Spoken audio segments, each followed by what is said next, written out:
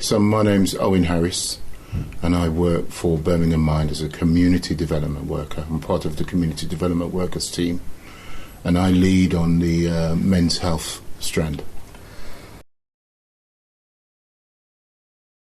Yeah, Birmingham Mind is a mental health charity. It's affiliated with Mind, which is the largest national charity in England and Wales.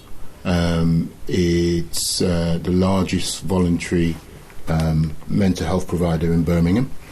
It's been established since 1962. It was registered as a charity in 1962. It focuses on mental health, and its vision is really mental health for all people.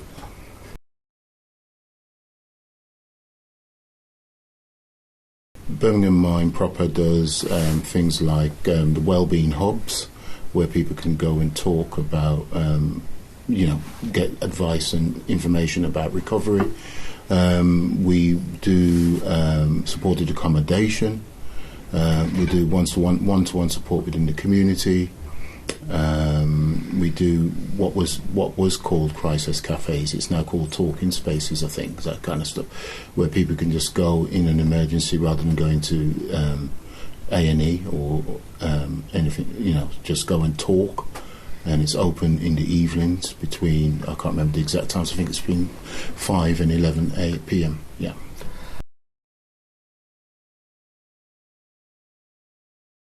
Mental health well-being is just like physical well-being. I mean, sometimes people get it mixed up because when we're talking about mental well-being, we're talking about our mental well-being. We're not necessarily talking about mental illness, because there's a difference between mental well-being and mental illness. So mental illness is things like depression, anxiety and everything.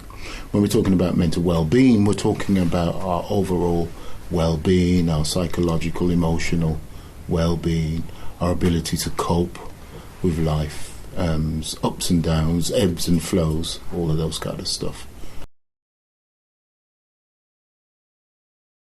I suppose it's no different in a way from women. I think what's different is the way men cope with it. But you've got social factors, you've got environmental factors, unemployment, stress, life's pressures. And in some cases it's Like, does it add up in a way when it, in terms of their lives, the problems that they're seeking, does it ever stop, or is it an ongoing thing that happens? Men tend to cope with mental challenges a lot different than women. So men are more likely, women are more likely to visit their GPs and talk about it. Men are more likely to bottle it up and to find other ways of coping. So they may turn to things like alcohol and drugs and that kind of thing. And unfortunately, men are 3 times more likely than women to commit suicide. So, yeah. But it's a mixture of factors where men are concerned. Again, environmental factors. Men are more likely to be homeless. Men are more likely to live unhealthy lifestyles than women. So it's a range of factors. They can overcome it. Yeah, that's partially to do with men, because as I said earlier, men are more likely not to go to their GP or talk about it, and there might be a lot of stigma associated with that, or expectations. The man is the breadwinner. He's the man he's the person with the muscles. He's the one who's expected from society to be the lion, the tough person. And so more times than not, that kind of means that they will not talk about their problems, will not go to their GPs, or won't talk to their friends and families about it, and that kind of stuff. Yeah.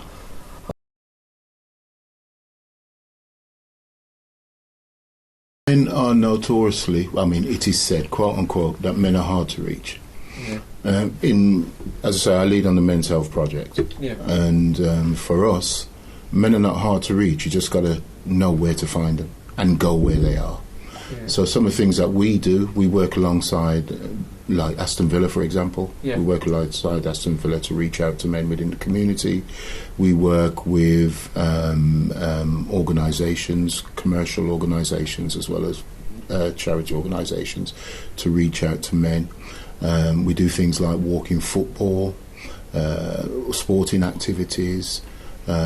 We try to reach men through the schools by putting on Father's Days and that kind of stuff. So there's so many ways that you can reach men. Sometimes we just go to the bookies and do leafleting, go to the pubs. You know, it's actually going where men are.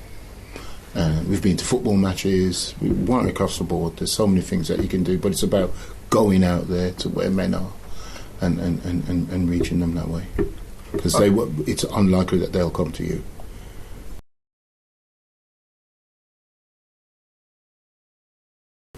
Number one, there are a lot of self-help strategies that you can do, depending on the severity of your mental health. Yeah?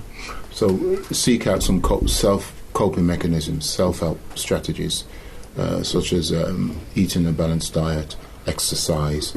There are a lot of things that we can do for ourselves, getting a good night's sleep, talking to our friends and families about it. Those are some of the things. Keep knocking on the door. Visit the GP. Men are notorious for not visiting their GP. How about going to visit the GP and trying to get help and asking for help?